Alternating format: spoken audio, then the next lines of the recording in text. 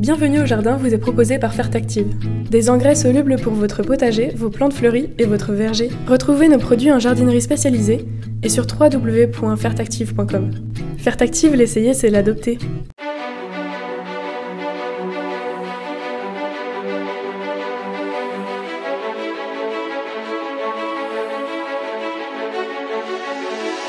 News Jardin TV vous propose Bienvenue au jardin, une émission 100% nature, animée par Patrick Mulan et Roland Motte.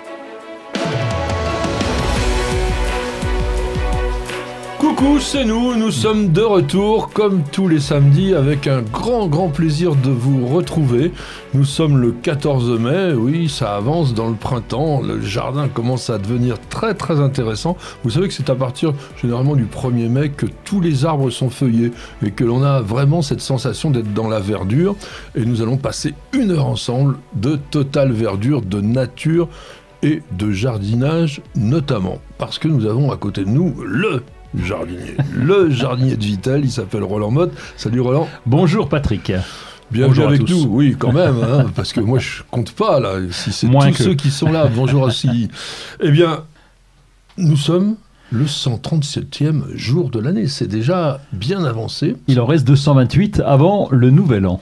Je pense que tous les jours il les compte, de façon à se dire quand est-ce que je vais pouvoir faire du turlututu. Des fois c'est heure par heure. Pointu. 27e jour du signe astrologique du taureau, oui ça se termine bientôt pour les taureaux, et 23e jour du mois de Floréal dans le calendrier républicain français, et qui est officiellement dénommé le jour de la... D'une petite plante discrète, la bugloss. Ah, c'est pas si discret que ça mon camarade. Bah oui, on la voit pas souvent quand même, hein, un peu sur le bord des routes, mais on n'y fait pas attention. Ah, tu parles de la sauvage, mais moi je t'en parle de très jolie. Toi tu parles de Tinctoria, effectivement, dont son nom indique, Tinctoria, qu'elle est tinctoriale, qui renferme un colorant rouge qu'on utilisait jadis, du moins les femmes, pour se farder les joues. Bon, ça c'est la bugloss classique. Mais nous au jardin, les jardiniers d'ornement, pas les potagéristes,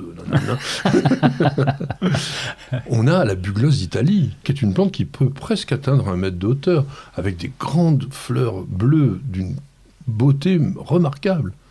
C'est vrai qu'on n'a pas souvent de bleu. Non, moi j'aime bien la petite, là, je l'ai déjà trouvée de temps en temps, c'est pas évident, il faut la repérer quand même, l'officinale, je préfère. C'est un Schusa italica, je ne devrais pas l'appeler comme ça. Parce qu'en fait, il y a une appellation antérieure qui est Anchusa azurea, on voit bien le bleu d'azur, qui en fait avait été décrite avant. Et l'antériorité de la classification botanique veut que ça soit donc Anchusa azurea que l'on utilise couramment pour désigner cette bugloss d'Italie. C'est encore un coup du père Linné, ça ou... Ah non, pas du tout. Non, parce qu'en fait, celui qui avait donné la description Italica, c'était Philip Miller, qui était un très important botaniste d'origine écossaise, et celle qui est officielle, c'est un Suédois. Alors, c'est pas Linné, c'est Anders Johan Retzius, qui était du XVIIIe siècle également, et qui était vraiment aussi un botaniste dont on parlera peut-être un jour, parmi tous les nombreux botanistes qui ont pu passer au cours des siècles. Ce myosotis d'été, comme on peut l'appeler également, toi tu nous disais, on ne le voit pas souvent. En tant que plante sauvage, il faut vraiment être très attentif. C'est une plante discrète, à part son bleu quand même, qu'on arrive à repérer lorsqu'elle est en fleurs. Oui, mais d'origine, elle est méditerranéenne. Alors c'est peut-être pour ça que dans ton pôle Nord, tu ne le vois pas. Elle est annuelle, donc il nous arrive d'en voir un peu quelques-unes quand même. Oui, alors que Azurea, elle est vivace. Toi, tu parles peut-être aussi de la petite bugloss des champs, Anchusa arvensis, qui est une petite plante qui peut atteindre 50 cm, mais qui est effectivement annuelle et beaucoup plus discrète que notre magnifique bugloss d'Italie, que je vous conseille vraiment de cultiver si vous en avez l'occasion, parce que vous apprécierez. Alors, sais-tu que cette bugloss, en fait, cette anchusa, moi je dis anchusa, mais je pense qu'on devrait dire anchusa, normalement, parce que le CH devrait être le que de la langue botanique. Il y avait une bugloss officinale, Anchusa officinalis, qui vient pas du tout de la région, c'est l'Europe du Sud-Est, qui était utilisée comme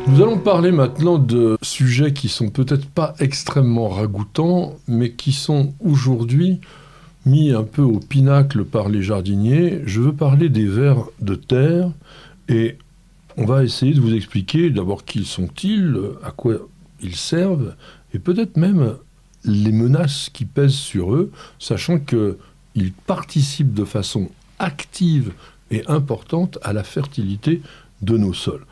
Et puis on va essayer aussi peut-être de savoir comment on pourrait favoriser leur présence dans le jardin.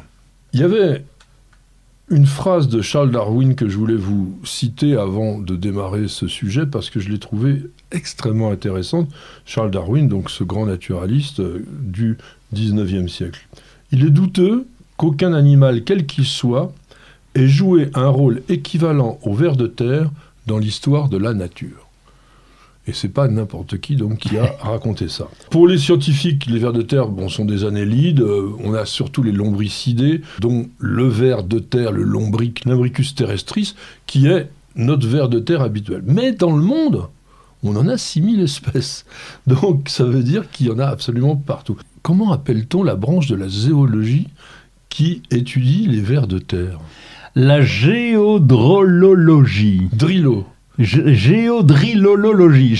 C'était les lolos qui m'interpellaient. Ça, je pense que personne ne le sait. La géodrilologie. Eh bien, écoute, c'est très très bien. Et donc tu es un géodrilologue. Très peu. Mais moi j'aime bien les avoir, les vers de terre, parce qu'il y a des gens qui m'ont dit un jour, oui, vous avez une terre morte, vous n'êtes pas un permaculteur.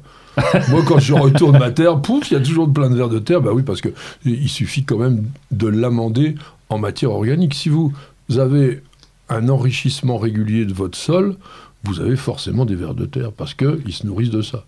Oui, et puis une aération aussi du sol, un sol travaillé. C'est vrai que si le sol est compacté, c'est plus compliqué pour eux. C'est des animaux qui cherchent à la fois l'humidité et une température pas trop élevée. C'est vrai qu'en été, ils peuvent avoir l'impression, nous donner l'impression qu'ils sont absents, parce qu'ils vont s'enfoncer en profondeur de façon à rechercher un petit peu la fraîcheur. En revanche, ils n'ont pas de période de dormance, ils sont actifs toute l'année, y compris en hiver. Leur nourriture, c'est des nettoyeurs, les vers de terre. Ils vont avaler les fines radicelles toutes mortes, alors qui peuvent même aller parfois picorer sur la plante. Moi, je ne l'ai jamais vu, mais le ver de terre, on a l'impression toujours qu'il avale la terre et puis que ça ressort de l'autre côté. C'est un peu vrai d'ailleurs, mais en fait parce qu'il vient chercher des déchets organiques et de temps en temps, on les voit aussi remonter à la surface du sol, notamment quand ils recherchent ces déchets organiques.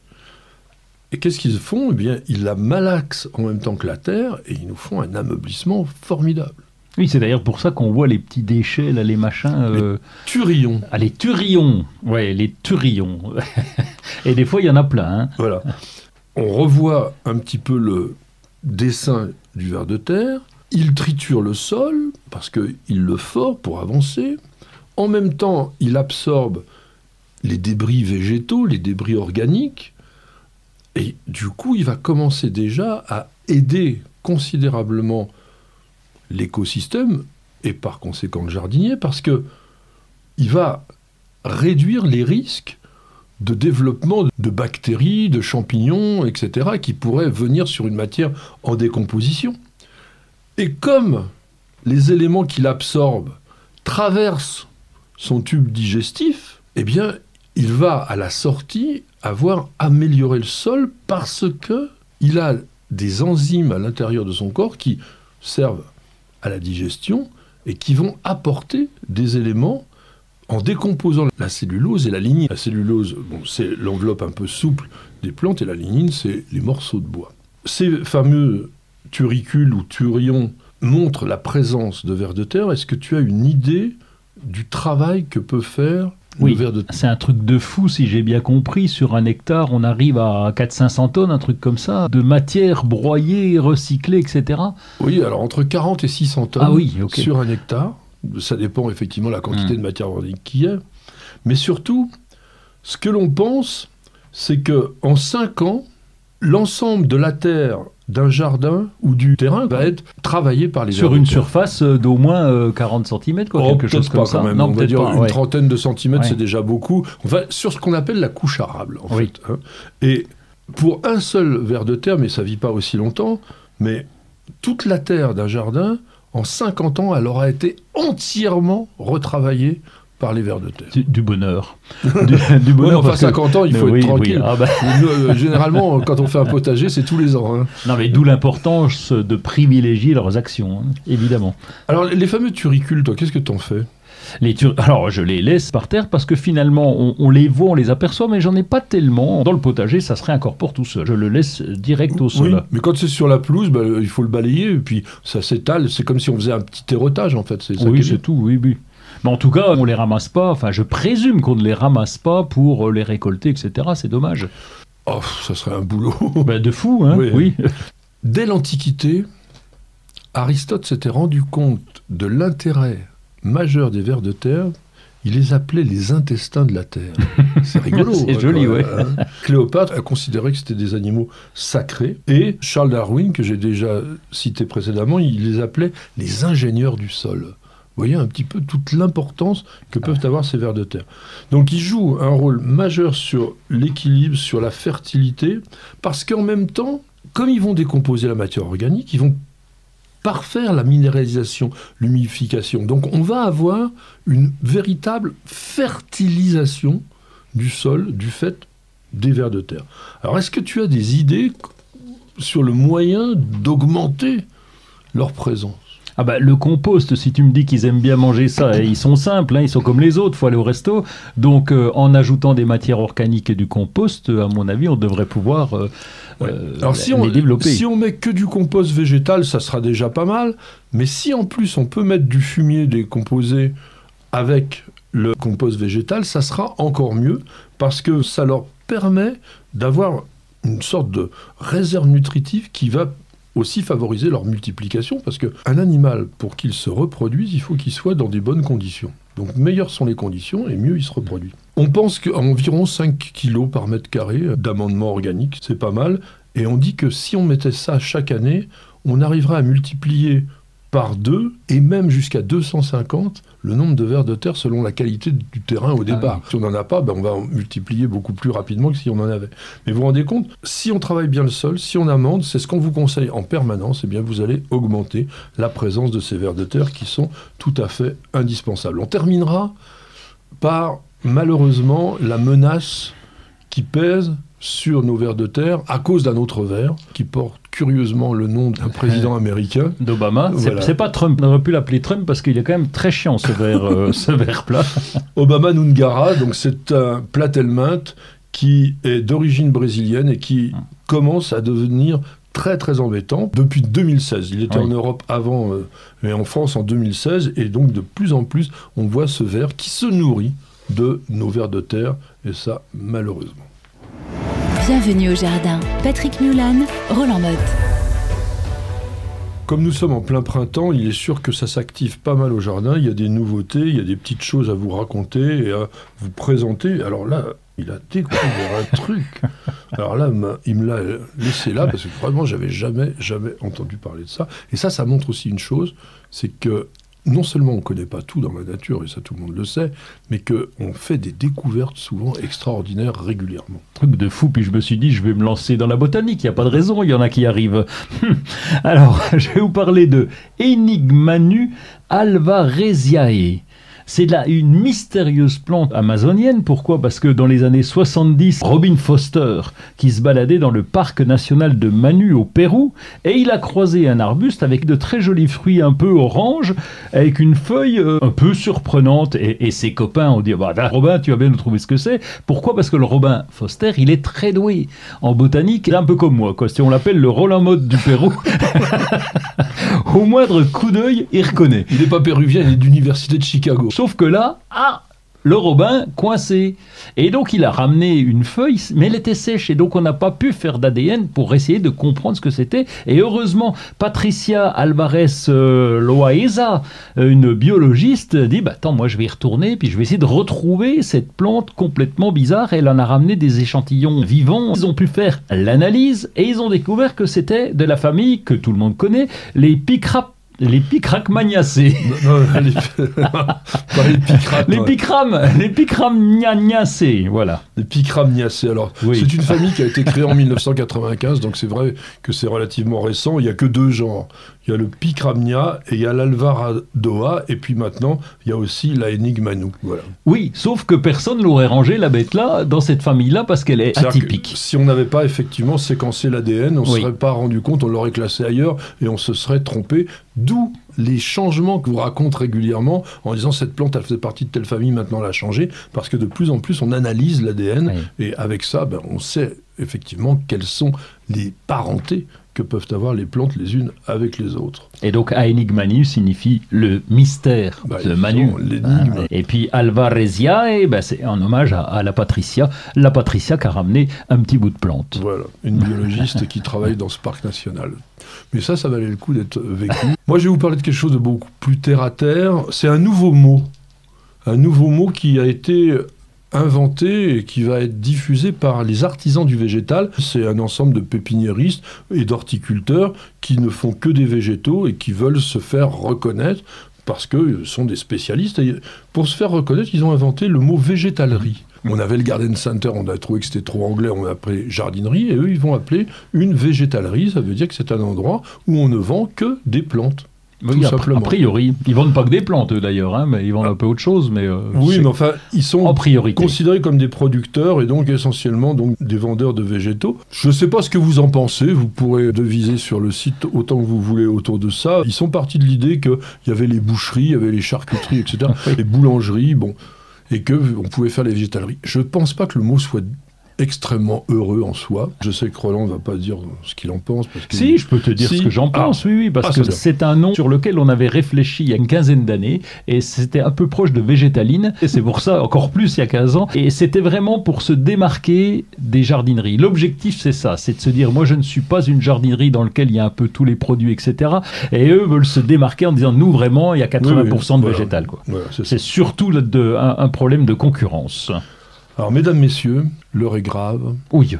Et je voudrais que nous fassions tous ensemble un rassemblement et que nous nous retrouvions le 15 mai à Pagny-sur-Moselle, c'est-à-dire c'est entre Nancy et Metz, près de Pont-à-Mousson, pour aller applaudir mon camarade Roland Motte qui va donner un concert avec son groupe les OGM. Alors, ça veut dire quoi les OGM? Alors c'est les Orchestra Garden Members. Ah, c'est très français ça aussi. Oui, mais je voulais un truc choquant pour dire tiens c'est les OGM puis qui parlent de jardinage au naturel. C'est de la provocation. Ah bah, tu vas parler de jardinage au naturel? Bien sûr, c'est un spectacle qui dure 1h30 à peu près et dans lequel eh bien un jardinier qui aime bien son jardin et qui voudrait parler de jardinage, mais il sait pas trop comment parce que c'est compliqué, c'est du latin, etc. Et donc le génie de la forêt lui dit mais t'inquiète pas, je vais te transformer des vieux jardiniers en musiciens et tu vas voir avec la technologie OGM, eh bien tu auras l'un et l'autre.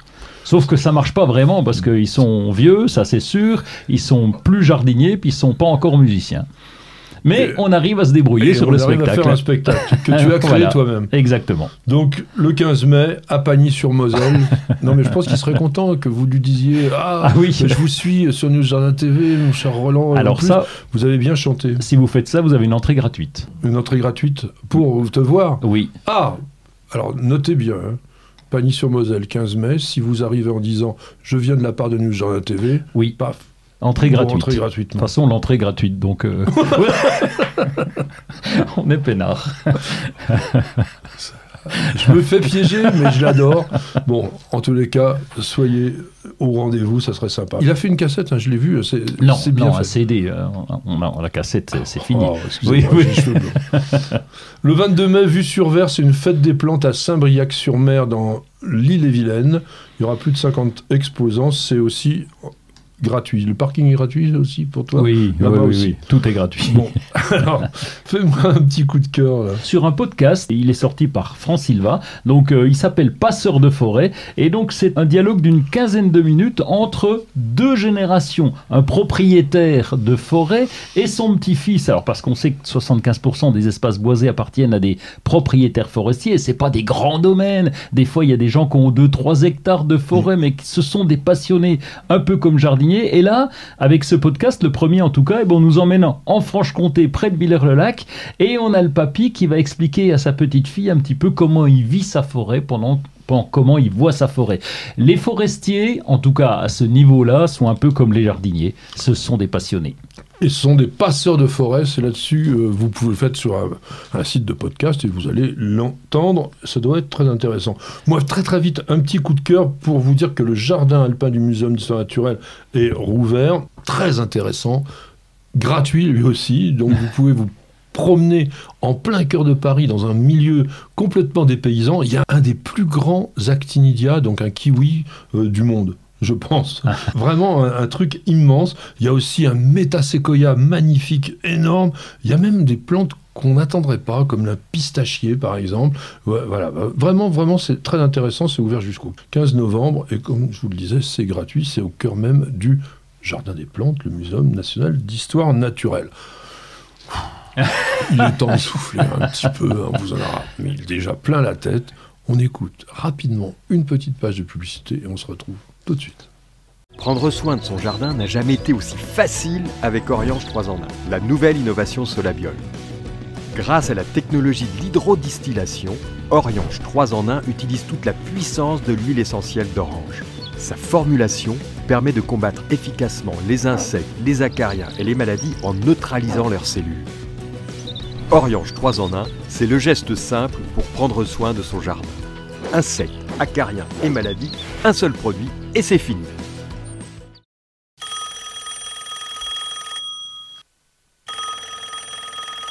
Dring, dring, dring. Une question de Titange. Titange qui a posé sa question sur News Jardin TV qui dit, à part la lavande, quelles sont les plantes mellifères adaptées à la Provence? Ça manque pas. D'ailleurs, il y a du miel presque, il doit y avoir AOP de Provence. Oh là, oui.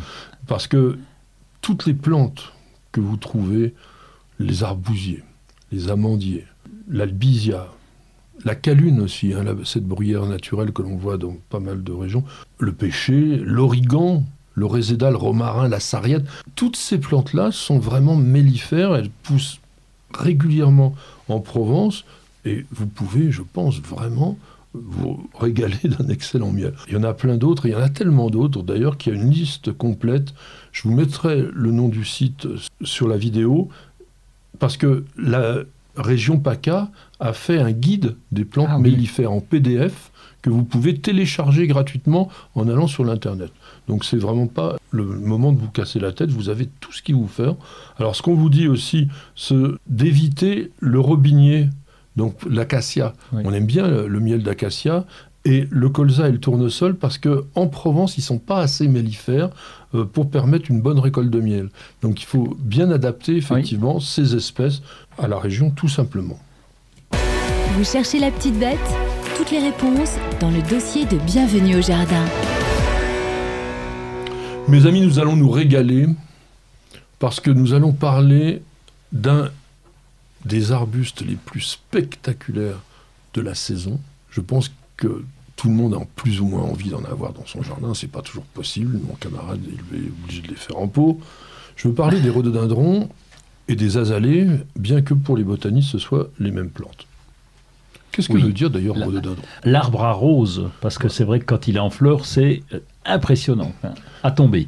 Tout à fait. Étymologiquement, rhodos, ça veut dire rose, et puis dendron, ça veut dire arbre. Donc ça évoque cette extraordinaire floraison qu'il nous donne le plaisir de voir en mai et en juin. Une petite phrase littéraire pour vous mettre dans l'ambiance de Jacques Chardonne, qui était un écrivain de la fin du 19e et surtout du début du 20e. Le rhododendron tient allumé quelques jours dans son feuillage une torche rose, à peine évanouie, ces belles flammes sont remplacées par des trognons enfumés. Alors, les trognons enfumés, ce sont ce qui reste après la floraison et qui, effectivement, ont un côté un petit peu marron. J'ai bien aimé cette façon d'avoir écrit les choses. Je trouve que c'est quand même assez sympathique. 500 espèces dans le genre rhododendron qui a été évidemment créé par monsieur... par Linné, Carl von Linné, voilà. Hein, obligatoirement. Et je vous disais donc, les azalées qui, à une époque, avaient été détachées, faisaient un genre à part, sont aujourd'hui, depuis un certain temps déjà, intégrés dans le genre rhododendron. On considère que les azalées sont des rhododendrons à petites fleurs. C'est assez récent, ça, non? Ça doit dater quand même, à mon avis, d'une bonne 50aine d'années, cette histoire-là. Oui, c'est récent, oui. Pour la botanique, c'est relativement récent. Parce que les azalées, dont il existe deux sortes, caduques et persistantes. Les azalées persistantes de jardin, parce qu'il y en a d'autres, sont les azalées qu'on appelle azalées japonaises. Et les azalées à feuillage caduc ont un intérêt énorme, qui est lequel? Tiens, je vais essayer de lui tirer les verres du nez. L'azalée mollis, oui. Moi je trouve que c'est la floraison quand même, parce que je ne les trouve pas un peu dégingandées, mais avec ces floraisons un peu oranges, là pour certains, je trouve ça assez spectaculaire. Tu viens de donner la réponse. Ah bon? Les je n'ai pas fait exprès. La couleur orange, la couleur jaune vif que l'on a sur ces azalées, que l'on appelle effectivement des azalées mollis, ou Knapp Hill, ou Exbury, c'est aussi les mêmes groupes, sont des couleurs que l'on n'a pas du tout sur le rhododendron. Et donc ça vient compléter. Et je suis d'accord aussi avec Roland sur le fait que l'aspect, la silhouette de ces azalées parfois peut déranger parce que ça se tient pas.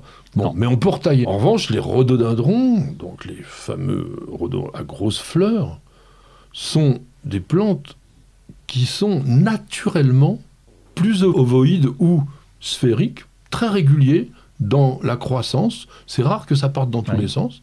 Et qui peuvent mesurer entre 1 et 5 mètres de haut. D'ailleurs, ils viennent d'où? Ça vient pas de Chine, les bêtes là? Oui, ou dans l'Himalaya. Dans l'Himalaya, on va trouver des rhodos de 15 mètres de haut. Ah oui, dis donc. C'est un peu rare chez nous. Mais il y a des belles pièces. Par exemple, Rhododendron ponticum, dans certaines régions, il est limite invasif.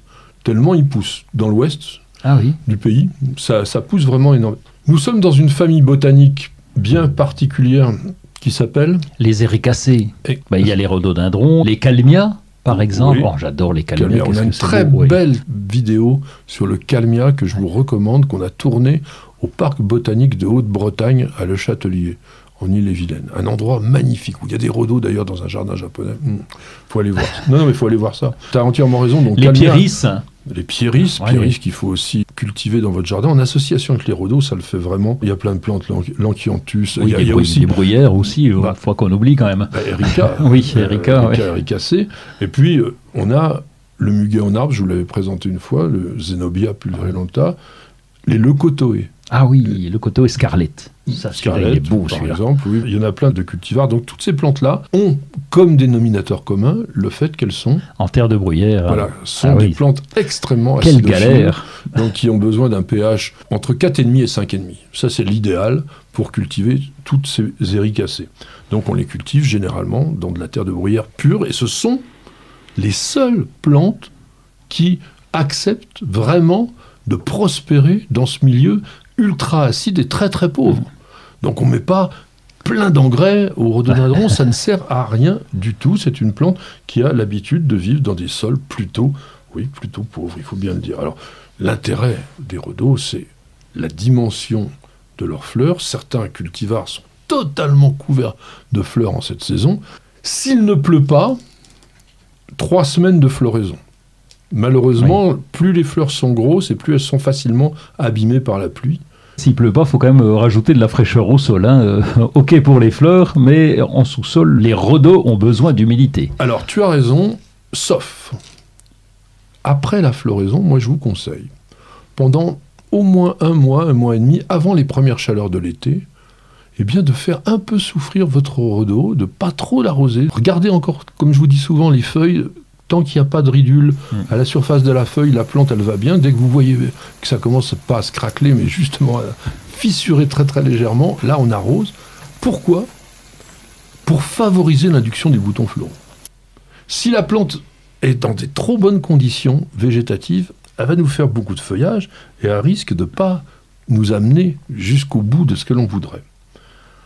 Au niveau de la culture, il y a l'exposition. Contrairement à ce qui se dit souvent, c'est pas de l'ombre. Le rhodo à l'ombre, il va mal fleurir la plupart du temps.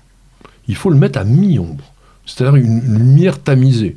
Et plus vous allez habiter vers une région du sud, plus le soleil va être fort et plus effectivement il faudra l'ombrager.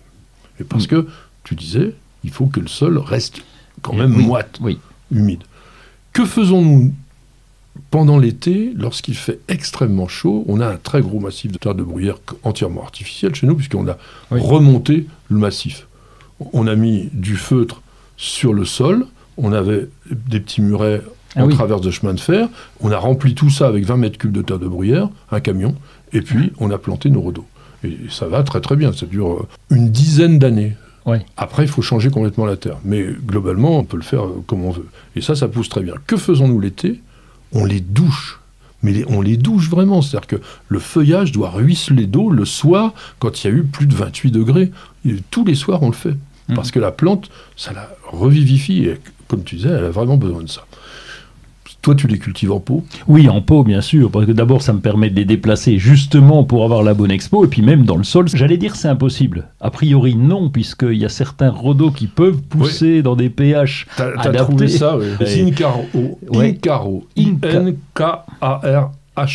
Bon, ils supportent le -20, mais ils peuvent s'adapter à un pH de 4,5 à 7,5. Donc, c'est intéressant. Ils ont trouvé le premier dans une carrière de craie. Ils ont dit, tiens, c'est quoi ce truc-là? Un rhodo dans une carrière de craie, c'est pas logique. Ils l'ont pris, c'est de lui qu'est parti le... 7,5, on est encore presque à la neutralité. On n'est pas dans un sol calcaire. Oui, mais par rapport au rhodo traditionnel... 4,5, 5,5, bien sûr, c'est différent. Il y a Bernstein, il y a Bellini, il y a Bloombux, donc ce sont des petits rhodos assez compacts, sympathiques. Donc si vous avez un sol qui est plutôt à la neutralité, vous pouvez, au lieu de vous casser la tête à faire un trou, mettre de la terre de bruyère, etc., vous allez simplement prendre ce type de rhododendron. Dernière chose, je voulais quand même vous dire un mot sur les yak, rhododendron Yakushimanum, qui est assurément le type de rhododendron le plus intéressant pour la culture en pot ou en bac, parce qu'en pot, il faut un gros pot quand même, il faut au moins 30-40 cm, mais il est très compact et ils sont très très beaux, même quand ils sont en feuillage, parce qu'ils ont un indumentum sous la feuille qui est comme des oreilles de velours, des oreilles de biche, c'est doux à toucher, c'est agréable. Alors, faut pas le faire, faut pas l'enlever. C'est vraiment une protection pour la plante, et si vous retirez, vous allez risquer de faire mourir la feuille, ça serait quand même dommage. Au niveau de l'engrais, je vous disais, peut-être une fois par an, un petit coup d'engrais terre de bruyère pour redonner un peu de boost, surtout si votre terre de bruyère est déjà vieille, parce que ça s'épuise très rapidement, donc une fois par an, ça va. Et derrière ça, est-ce qu'il faut les tailler ? Généralement, on dit non. Ça, c'est pas vraiment une taille, c'est un entretien. Vas-y, explique. Oui, simplement, une fois que la plante est défleurie, il nous reste ce machin. Comment tu appelais ça tout à l'heure, le truc brun, là? Le truc en fumée. Ça, faut le casser, l'enlever, en faisant bien attention de ne pas abîmer les petits bourgeons qui sont à la base. Exactement.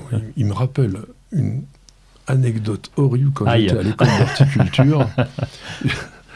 On m'avait demandé de faire ça. Oui. Et moi, j'ai tout enlevé, mais avec le bouton au milieu. Ah oui, la totale. Mais alors, l'ensemble du rhodo, un gros machin, méticuleusement, j'avais tout ratiboisé. J'ai eu une note pitoyable. On peut comprendre.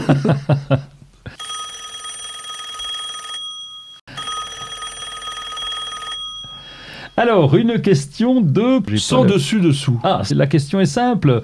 Mon cher Patrick, le lierre est-il vraiment une plante toxique? Malheureusement, oui. Alors... c'est toxique et en même temps c'est thérapeutique. Mais il faut quand même faire très très attention, parce que vous avez dans les feuilles des saponosides triperténiques, c'est-à-dire donc des produits qui sont dérivés d'hydrocarbures naturels et donc qui ne sont pas tellement acceptables au niveau de l'estomac, mais il y a des saponosides qui a priori auraient un effet contre la coqueluche. Oh.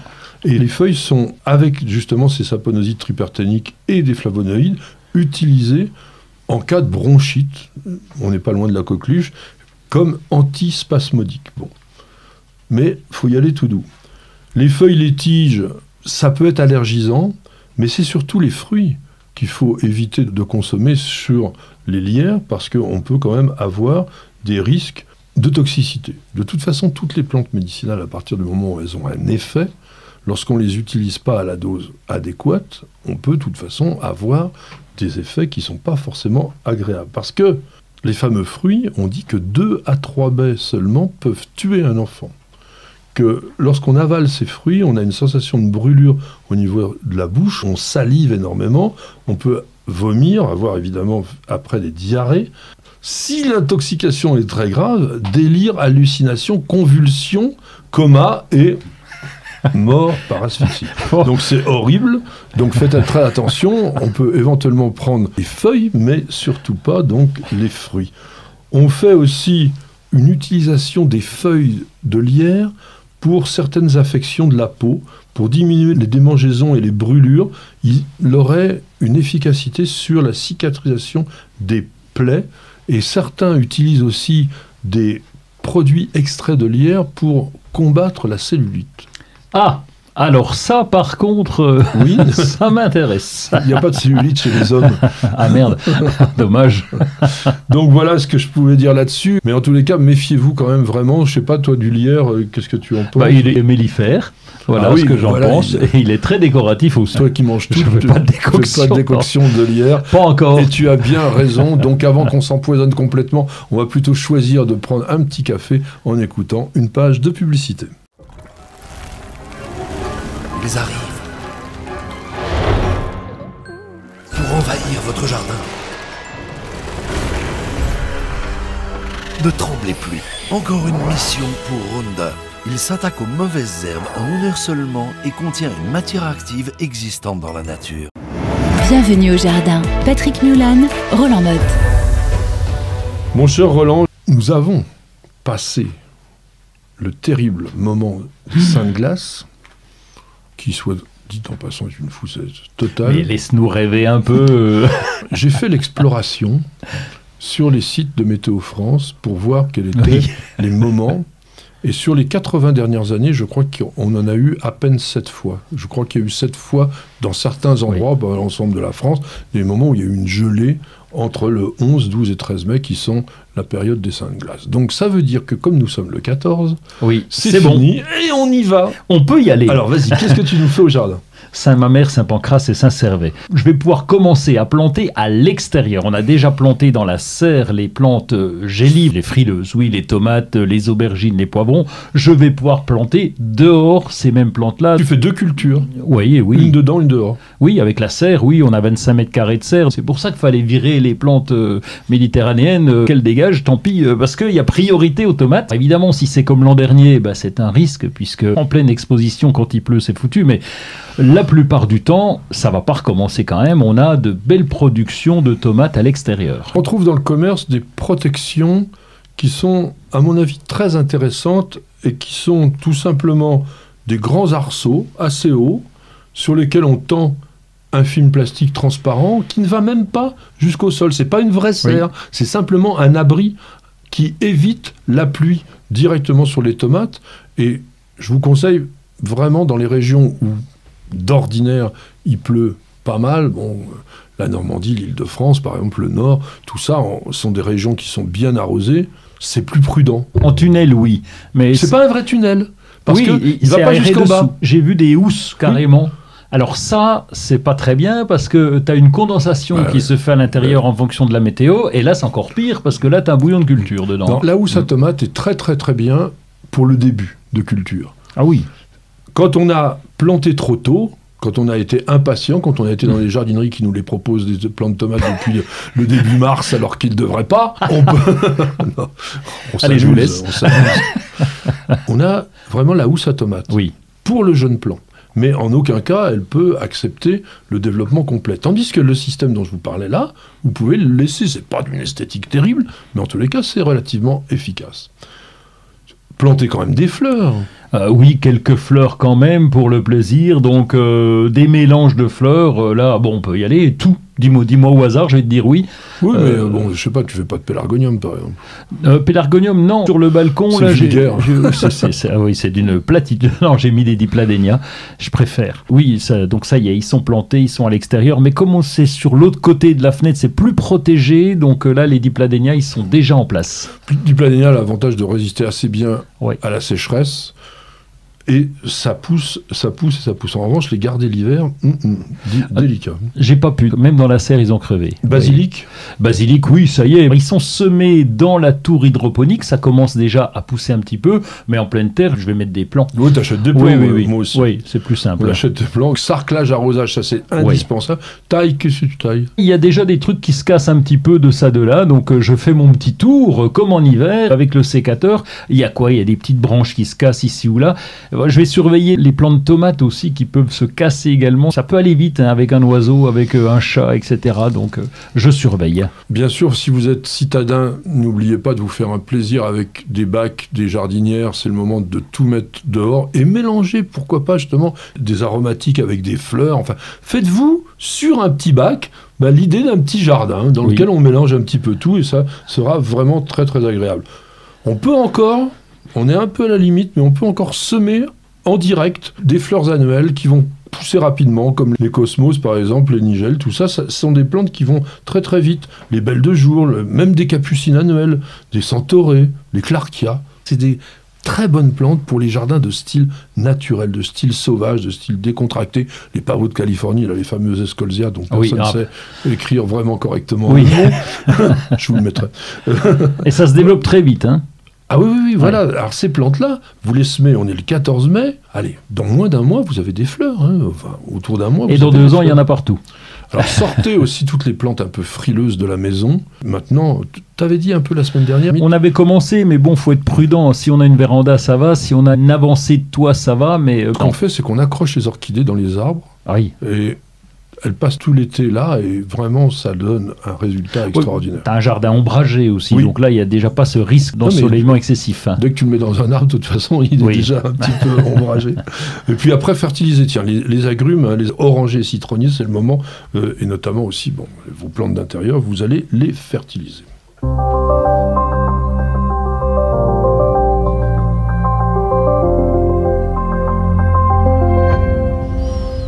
Nous allons aller en Norvège à travers le choix Instagram de Monsieur Roland qui fait toutes les semaines un joli surf. Là, on va chez Agepulse, c'est le nom du compte. C'est Maria Sirmjohuls. Je ne sais pas si je le prononce bien. Je pense que le norvégien est moyen, mais bon. Bon, je vais essayer de le faire en surtout avec l'accent franc-comtois, ça le fait.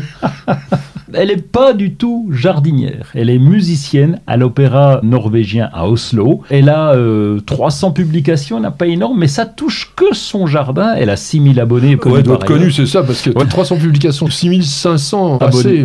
Oui, c'est déjà pas mal. Mais alors, son jardin, il est coquet. C'est un jardin des pays un peu froids. Il n'y a pas de plantes exceptionnelles et il y a évidemment des hydrangea paniculata, il y a des vivaces, il y a un peu dahlia, de tournesol. Il y a le chat qui est dans tous les coins qu'on voit avec une plante derrière, donc c'est bien arrangé, c'est plutôt romantique et c'est assez sympa. Voilà, donc elle a ce coup d'œil poétique. Donc suivez bien Instagram et puis regardez aussi le site de Roland, ça lui fera plaisir et vous aussi parce qu'il met beaucoup de choses dessus.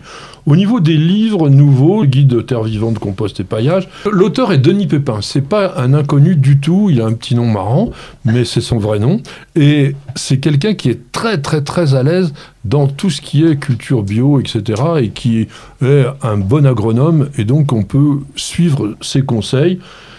Il est rare de trouver un bouquin aussi important, consistant sur l'ensemble des paillages et des compostages. Mais c'est vraiment fait pour l'amateur. Même s'il y a des choses qui semblent un peu compliquées d'avoir 3 composteurs, etc.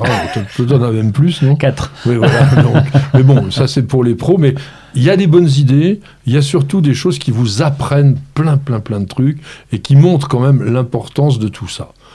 Je reste toujours un petit peu craintif. Vous voyez, par exemple, quand vous avez un peu de déchets qui traînent comme ça, vous allez les composter. Jamais vous allez faire quelque chose de valable. Le compostage, ça se fait sur des volumes importants pour que la transformation soit bien, ou alors, il y a les systèmes Bokashi compagnie, etc. Mais lisez ce bouquin, parce que vous allez évoluer dans votre connaissance, vous allez évoluer dans votre approche de la fertilisation du sol au naturel. C'est vraiment ce qu'il y a, je pense, de mieux sur le sujet actuellement, pas sur le plan 100% technique, parce que je vous avais présenté il y a quelques temps, quand j'étais encore à RMC, un bouquin qui fait plus de 500 pages sur le compostage. dont les 3/4 sont incompréhensibles tellement c'est technique. Alors que là, vous avez vraiment des choses qui sont pratiques. C'est chez Terre Vivante, ça coûte 35 €, mais c'est un beau livre, vous voyez, il est bien cartonné, il est épais, c'est vraiment un très bon sujet et titre. On va prendre quelque chose de plus léger, de plus simple, avec le potager sans se planter de Régine Keva chez Larousse. Simplissime, mois par mois, assez visuel, avec une mise en page qui est agréable. Les dessins, on dirait un peu qu'on sort du cours préparatoire, mais c'est simple. Il y a tellement de bouquins sur le potager aujourd'hui que je ne peux pas vous dire qu'il est mieux ou moins bien qu'un autre. Il est dans la moyenne, mais comme il coûte que 15,90, et si vous démarrez dans le jardin, et surtout si vous voulez suivre mois par mois des activités jardinières au potager, ça peut quand même vous aider. Mais vous voyez, c'est quand même pas forcément top, parce qu'on vous dit juillet, le mois du binage. Je pense qu'il y a quand même autre chose d'intéressant à faire en numéro 1 au potager que le binage quand on est au mois de juillet, mais voilà. Bon. C'est un livre d'amateurs pour les amateurs, voilà, si je peux dire. C'est un compliment. En quelque sorte, parce qu'il n'y a pas forcément toujours des livres dans lesquels on doit se prendre la tête. Ah, ça c'est bien.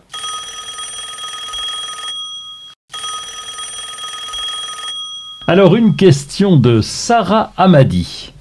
Pourriez-vous nous parler du papillon brun qui attaque mes géraniums chaque été, le brun du pélargonium?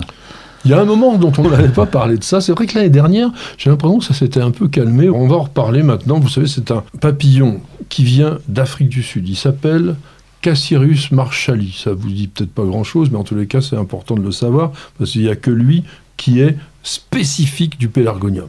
Il ne se nourrit que de pélargonium. Donc si vous faites des pétunias, vous risquez rien, il n'y a pas de problème. Ça fait un moment qu'il est en France, puisqu'il est arrivé en 1999. Il est logique qu'il s'attaque au pélargonium, puisqu'il est sud-africain, et que le pélargonium, lui aussi, est d'origine sud-africaine. En fait, c'est un petit papillon qui est tout petit, hein, il fait moins de 3 cm, 2,5 en moyenne, nocturne et gris brunâtre, avec un peu de blanc. Et le problème, c'est qu'il se multiplie sans cesse. C'est un obsédé totalement de la reproduction. Et du printemps à l'hiver, eh bien, il y va et il se reproduit, Il vole parfois aussi le jour, parce que je disais, les nocturnes, quand on le regarde, on a l'impression d'un papillon de nuit, mais il a l'air de fonctionner un peu tout le temps. Et le problème, c'est que sa femelle pond sur les boutons floraux, et que la chenille, eh bien, elle dévore les boutons floraux, et elle va dévorer aussi tout le pédoncule. Elle descend dans la tige en plus. Donc c'est une toute petite chenille vert tendre qui va à l'intérieur du bouton, elle le dévore, et puis en plus, elle va chez le voisin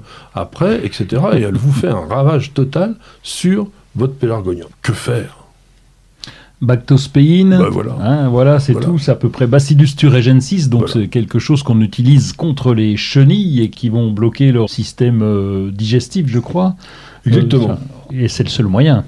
La bactospéine, c'est une bactérie, Bacillus thuringiensis, comme vous a dit Roland, qui produit une toxine qui va tuer les chenilles. C'est un produit qui est totalement accepté en culture biologique. Et là, en plus, vous êtes sur des plantes que vous ne consommez pas, tu n'en manges pas, toi, du pélargonium. Bien que j'ai vu que ça pouvait les fleurs, certains en Oui, j'étais en train d'y réfléchir, mais je te ferai la réponse la semaine prochaine. Mais toi, tu n'en manges pas, déjà, ça veut dire que c'est vraiment que pour les initiés spéciaux. Et donc, vous allez traiter simplement avec ça, et généralement, on a un bon résultat. Attention, une fois, comme on dit, le ver est dans le fruit, ou là, la chenille est dans la fleur, c'est totalement fichu. Donc, il faut traiter quand même légèrement en préventif, d'autant plus que le Bacillus thuringiensis n'est actif, je crois, qu'environ 48 à 72 heures après l'application. Patrick, Roland, racontez-moi une histoire de plante, de jardin ou de jardinier. Pour cette histoire botanique, nous allons nous projeter aux confins de l'Himalaya, à la recherche d'une plante devenue totalement mythique pour les jardiniers, du moins ceux qui ne peuvent pas arriver à les réussir. Je veux parler des pavots bleus. Les pavots bleus que les botanistes appellent des méconopsis. T'as essayé déjà ? Oui, j'ai arrêté. T'as arrêté.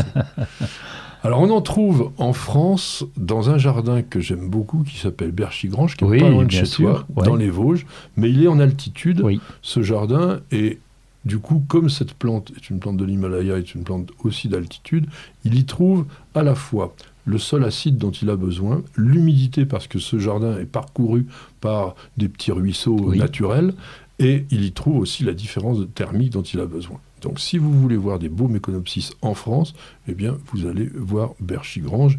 Il n'y a pas que ça, je vous dis tout de suite, à voir à Berchigrange, mais ça fait partie de ces plantes qui font fantasmer les jardiniers. Pourquoi ? Parce que d'abord, il est très difficile à cultiver, et qu'un pavot bleu, quand vous avez une fleur de pavot qui fait 12-15 cm de diamètre, d'un bleu vif, avec ses étamines jaune d'or au milieu... Oui, on craque, c'est clair. Oui, et en plus, vous n'êtes pas sur un petit pavot rikiki de 50 cm. Là, on est sur des plantes qui parfois dépassent 1 mètre, 1 mètre 20 de hauteur. Donc, quand vous avez un petit buisson dans le jardin, ça se voit de loin. Pour vous dire, les plus beaux, j'allais dire champs, mais presque, de Méconopsis que j'ai pu voir, c'était en Irlande. L'Irlande qui a un climat humide, tempéré, avec un sol naturellement acide, hein, c'est un pays de tourbe. Il y a des endroits mi-ombragés dans certains jardins, mais quand je dis un champ, c'est que vous en avez 15, 20, 30 mètres carrés couverts de pavots bleus. Quoi. Alors là, en fleurs, ça doit être exceptionnel, là. Ah bah oui, ça vous fait un petit truc au cœur quand même à chaque fois. Alors le genre Méconopsis, qui désigne le pavot, mékon en grec, et opsis ressemble à, donc ça veut dire ressemble à un pavot, mais n'en est pas un. Parce que le pavot, c'est le genre papaver. Oui. On est quand même dans la famille. On est dans la famille des papaveracées, et ce genre a été créé en 1814 par un Français, Alexandre-Louis Guillaume Viguier, qui était un type important parce qu'il travaillait au Muséum d'histoire naturelle et il a nommé beaucoup de plantes. Et je me rappelle bien, il n'a pas bougé du muséum, mais il recevait des plantes et puis il était très doué en nomenclature et il les nommait, il les décrivait, etc. Et il y avait d'autres personnes qui les chassaient pour lui. Papaveracées, donc, qui sont bisannuelles ou vivaces, avec un défaut majeur, si je puis dire, sur Méconopsis betonicifolia, qui est le vrai pavot bleu, c'est qu'il est tout simplement monocarpique. Ah, oui, alors en plus, il fleurit qu'une fois, quoi. Voilà. Le problème du pavot bleu, c'est qu'il va vous faire une magnifique floraison, et ensuite, il meurt. Donc, soit on récolte des graines un peu miraculeusement, puisqu'on n'est pas vraiment dans sa région, soit il a pu faire éventuellement des petits rejets, mais je pense que c'est surtout par graines qui se multiplient, et là, c'est pour ça qu'à Berchigrange, ça marche bien, parce que les conditions écologiques de l'endroit font qu'ils se ressèment naturellement. Et les pavots, à Berchigrange, se baladent dans le jardin, dans une partie du jardin. Mais vous ne savez pas que l'année prochaine, vous allez le trouver là ou là. Il va s'être déplacé. Le fait que ces plantes meurent rend la difficulté de faire des plantations sédentaires, surtout quand elles ne se propagent pas de façon spontanée. Donc dans ces cas-là, on va être quasiment obligé de les considérer comme des annuels. Vous les achetez, et puis ils vont disparaître. Mais comme ça ne fleurit pas aussi longtemps qu'un pétunia ou que toutes les fleurs annuelles qu'on met dans nos massifs, on ne l'utilise pas comme ça. Et puis pour en trouver dans le commerce, c'est un peu coton quand même. Hein. On en trouve. Alors des graines, des marques anglaises notamment, je pense que Thomson & Morgan doit avoir des graines de Méconopsis. Après, peut-être que pour les faire germer, c'est peut-être... Oui, voilà, c'est ça. Plante qui va se développer avec des tiges velues. C'est plein de poils. Une plante, alors pas qu'une fleur, parce qu'il peut faire plusieurs boutons, mais vous n'allez pas avoir une touffe énorme. Donc il va falloir aussi les mélanger, les disperser dans un autre ensemble de végétaux plus petits qui vont les mettre un petit peu en valeur. C'est une vivace éphémère, comme on disait, qui pousse au Tibet entre 2000 et 4000 mètres d'altitude. C'est donc une plante qui a besoin de cette fraîcheur des zones montagneuses pendant l'hiver. S'il n'y a pas une vernalisation de la graine, il n'y a pas de Méconopsis. Il peut atteindre, je disais, 1,20 m, parce que c'est dans notre pays, mais 2 mètres dans la nature. Magnifique. Fleurs, donc, comme je vous disais, 6-10 cm de diamètre. La plante, elle a été découverte en 1886 par un père missionnaire dont on a déjà parlé ici, qui s'appelait Père Jean-Marie Delavet. Delavet, il y a pas mal de plantes qui s'appellent Delavailly dans le nom d'espèce et qui ont été donc découvertes par lui. Et il l'a trouvé dans les gorges Yarlung Zangbo. Alors ça, c'est en fait le nom d'un fleuve qui s'appelle, d'un nom plus connu quand il arrive en Inde, le Brahmapoutre. C'est un grand fleuve qui naît dans l'Himalaya, là où la découverte de Delavet, et qui va jusqu'en Inde, puisqu'il mesure 2900 km de long. Ah oui. Ce canyon des gorges de Yarlung Zangbo c'est considéré comme le plus important, le plus grand et le plus profond du monde. Le Grand Canyon à côté, c'est de la gnognotte. Lui, il fait 500 km de long et jusqu'à 5 km de profondeur. Ah oui, ça cause là. On est dans un endroit, c'est du grand spectacle. Et imaginez-vous, 1886, quoi, juste un yak à côté du père de Lavey, et tout d'un coup, bing, il voit cette fleur bleue, et évidemment, il a trouvé ça absolument génial. Le pavot bleu, qui pousse dans ce biotope assez particulier, peut réussir dans nos régions, je disais, montagneuses. Pourquoi ? Parce que de Lavey, il a écrit la chose suivante. Des semaines de marche vers le plateau du Tibet, cerné de pic à 6500 mètres, des jours entiers dans le brouillard épais, à perdre son chemin au ras du précipice, puis le soleil cuisant brûlant les yeux, au bout des nuits de gel, et la surprise tout là-haut, parmi les derniers arbres, des pavots d'un bleu lumineux dont les tiges se dressaient comme des hallebardes.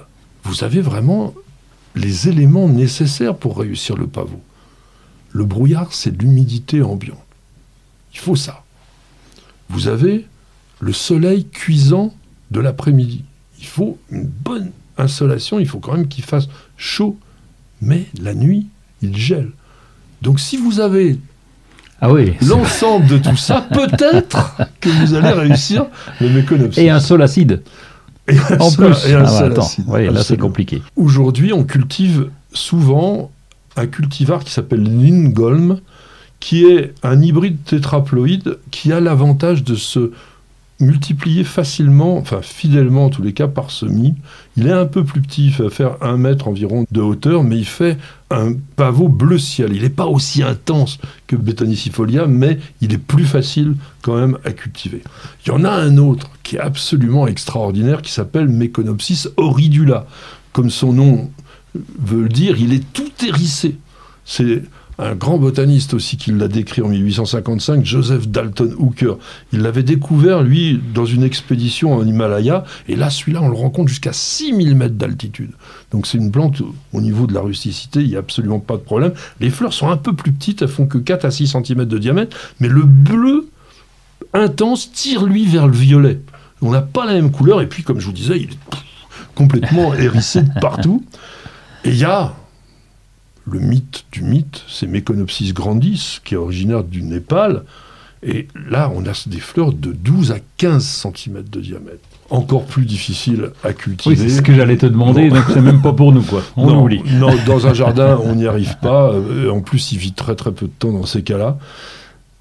Et puis, il n'y a pas que des bleus. Il y en a un rouge, qui s'appelle Meconopsis punicea, qui est également monocarpique, mais lui, il ne ressemble pas à un pavot.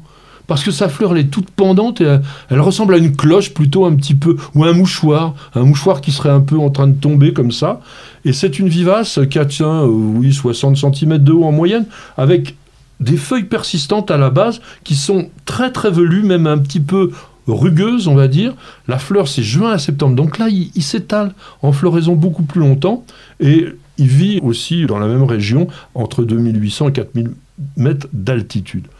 Et je vous promettais de vous parler d'un dernier Meconopsis européen, celui-là, c'est le pavot du Pays de Galles, Meconopsis cambrica.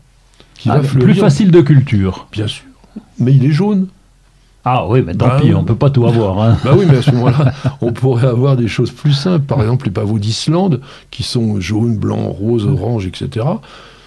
Fleurs de juin à août, tige très grêle, Meconopsis cambrica, et qui est vraiment une plante facile à cultiver parce que c'est une vraie vivace avec une grosse racine pivotante, une petite touffe de feuilles assez profondément découpées. Et puis vous avez, dès la floraison, ce qui est intéressant sur celui-là, c'est qu'il fleurit longtemps. Il y en a dans certaines régions, dès le mois d'avril, on va commencer à en avoir, et en octobre, il y en aura encore. C'est quand même intéressant, un jaune d'or à jaune citron, petite fleur quand même, elles font 3-4 cm de diamètre, mais vraiment je trouve ça sympa. Vous pouvez vous dire aux gens, tiens, c'est quoi cette plante? Tout le monde dira un pavot, vous dire non, c'est un Meconopsis cambrica, et ça le fera quand même. J'espère que ça vous a intéressé tout cela. C'est vrai qu'on essaye de vous raconter des tas de choses très différentes. Il y a du pratique, il y a du technique, il y a de la botanique, il y a de l'historique. C'est ça qui fait la richesse, je pense, de notre émission. Je sais que vous êtes de plus en plus nombreux à nous accompagner et nous vous en remercions. Roland, merci beaucoup d'avoir passé. Et merci à tous et merci Patrick. Monsieur Stéphane, merci. Il nous fait le son. Écoutez aussi la version audio, vous l'aimerez parce que c'est très facile à écouter. Alors Miguel, là, il est en train de faire des images. Alors, il n'en avait pas suffisamment, il en fait encore d'autres. On a pourtant 4 caméras autour de nous. En tous les cas, merci. Ma petite jardinière n'était pas là, mais je la salue quand même parce qu'elle est notre chef d'orchestre.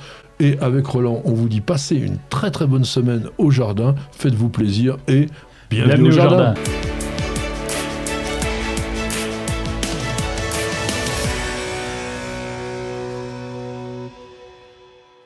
Vous avez écouté Bienvenue au jardin avec Fertactive. Des engrais solubles pour votre potager, vos plantes fleuries et votre verger. Retrouvez nos produits en jardinerie spécialisée et sur www.fertactive.com. Fertactive, l'essayer, c'est l'adopter.